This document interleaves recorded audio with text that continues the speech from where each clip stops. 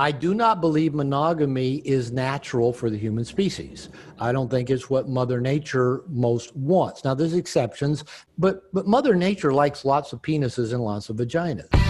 Welcome to the Attractive Man Podcast. I'm your host, Matt Artisan. What's up, guys? Today I'm with Josiah Price,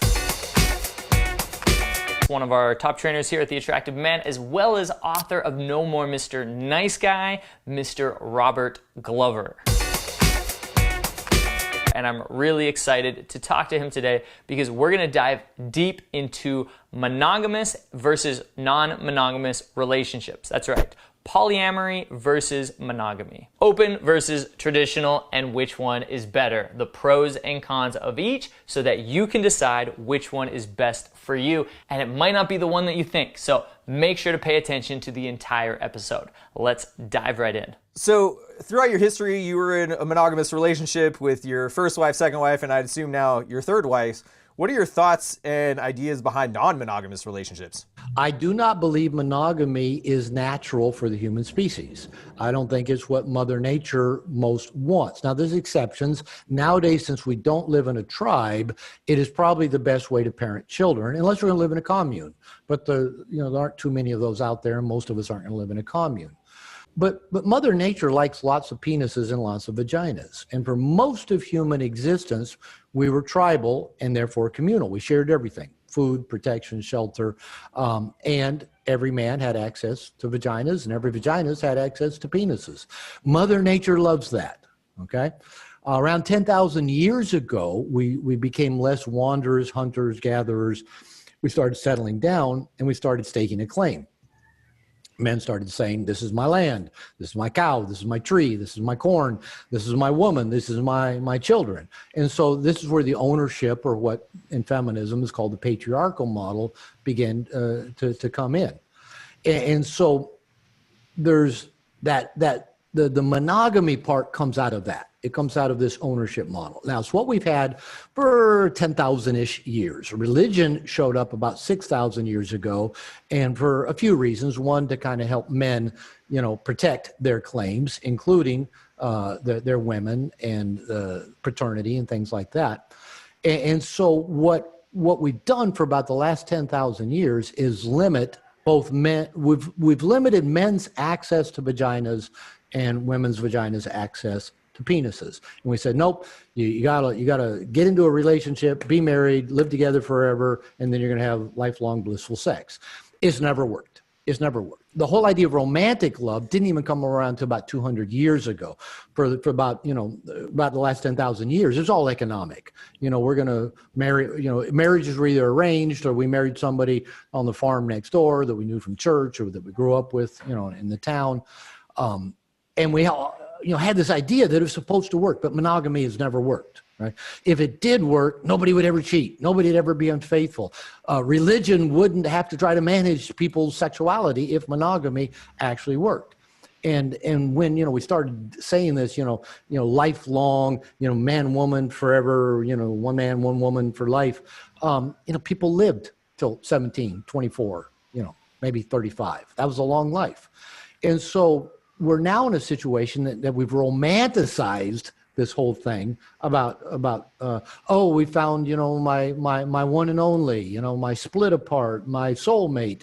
And we've romanticized it for about 200 years and written songs and books and stories and movies about it. And romantic love's actually also another terrible way to try to build a long-term relationship. I don't know if it was Mark Manson or who I read that said that the theory is Shakespeare wrote Romeo and Juliet to show the utter fallacy of romantic love.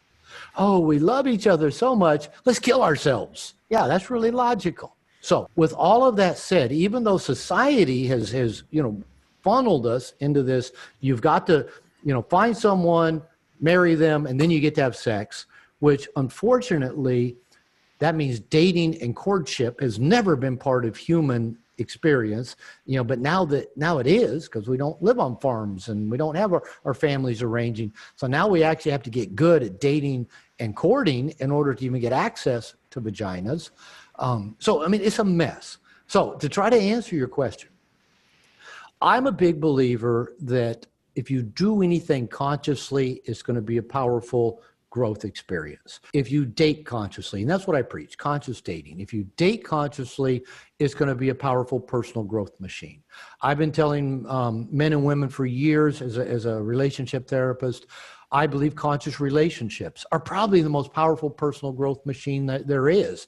Getting into any kind of intimate relationship with another human being is going to challenge us. It's going to grow us. Why? Because it's not natural. Now, wanting to connect, wanting to be sexual is natural, but trying to do that in a pair-bonded relationship is not. So we're trying to do something natural using unnatural techniques.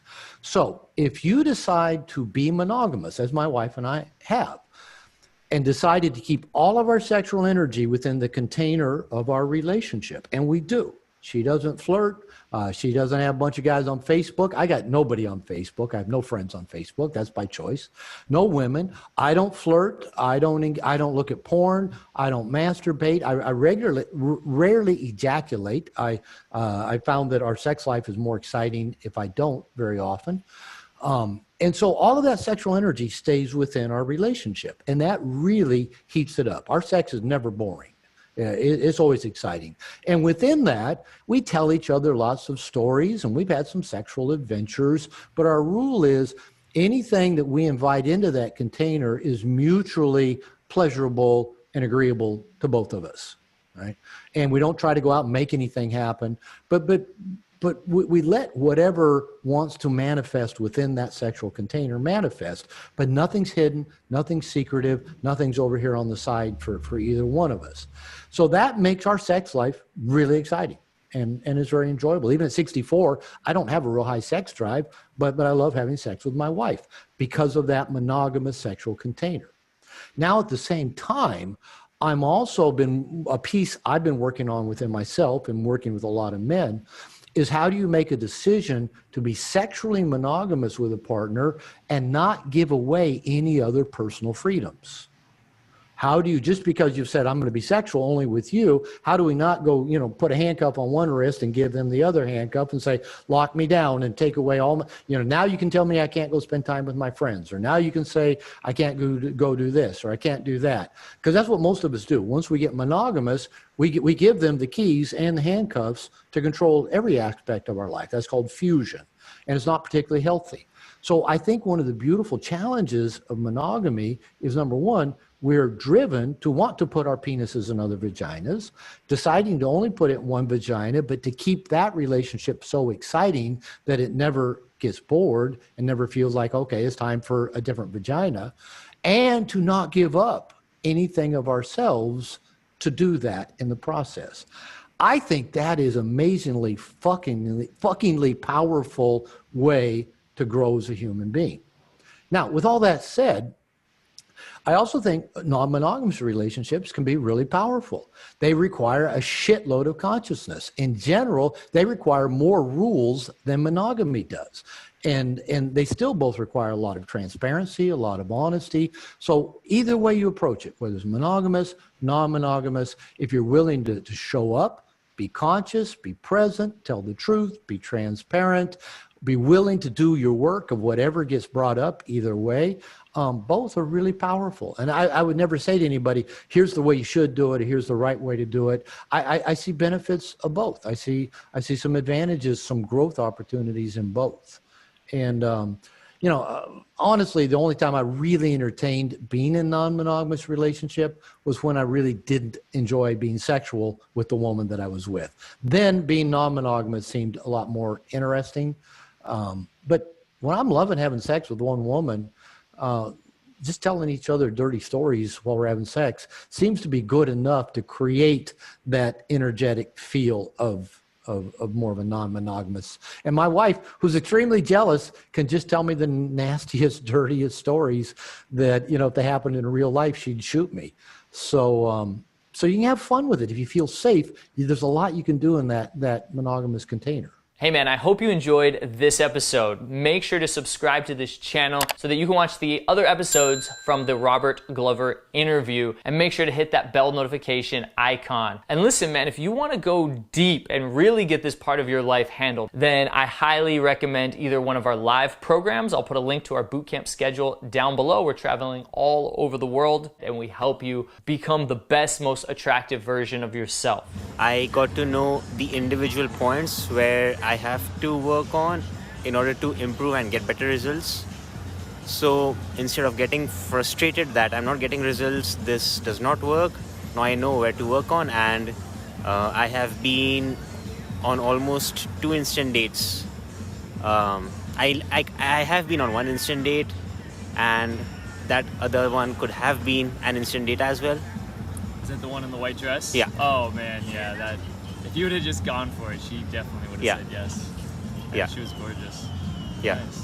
So I recommend that you click the link down in the description to apply for a free breakthrough session where you'll hop on a phone call with one of our team members and we'll assess your situation. We'll see where you're at right now, where you want to be, and see if we can get you there in the fastest and easiest way possible. I'll put a link to it at the end of this video on the right side. So click that link and let's get this part of your life handled for good. And if you got questions, feel free to follow me and hit me up on Instagram. Send me a DM. I would love to chat with you. And leave me a comment down below. Let me know what you thought of this video. Let me know who else you'd love to see us interview, or any thoughts or ideas you have. Leave a comment. Again, my name is Matt Artisan from The Attractive Man, and I'll see you in the next video.